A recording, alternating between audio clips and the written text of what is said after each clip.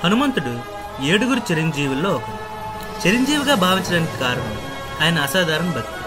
హనుమంతుని చిరంజీవత్వం శిక్ష కాదు, దేవతలచే ముఖ్యంగా రాముడిచే ఇచ్చిన వరంగా ఉంది. హనుమంతుడు చిరంజీవిగా ఎలా అయ్యారనేది చెప్తా వినండి. చిన్నప్పుడు హనుమంతుడు సూర్యుని పండుగ భావించి తినడానికి ప్రయత్నించాడు. అప్పుడు ఇంద్రుడు వజ్రాయుధంతో దాడి చేస్తాడు. దాంతో హనుమంతుడు గాయపడ్డాడు. వాయుదేవుడు కోపంతో ప్రపంచం నుంచి గాలి తీసేస్తాడు. ఇది చూసి దేవతలు వాయువును శాంతిపరిచేందుకు హనుమంతునికి అనేక ఆశీర్వాదాలు ఇచ్చారు. వాటిలో ముఖ్యమైనది శాశ్వత జీవితం, అంటే చిరంజీవత్వం. హనుమంతుడు రాముడిపై అపారమైన భక్తిని చూపించాడు.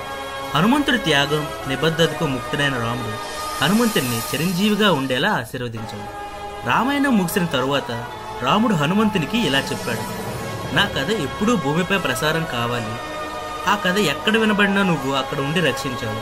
హనుమంతుడు ఇప్పటికీ భూమిపై ఎక్కడో తిరుగుతూ రాముడి భక్తుల్ని రక్షిస్తూ ఉంటాడు. ఆయన చిరంజీవుల్లో ఒకరు. ధర్మాన్ని నిలబెట్టేందుకు మరియు భక్తుల్ని ప్రేరేపించేందుకు ఎప్పటికీ జీవిస్తారు. జై శ్రీరామ్, జై హనుమాన్.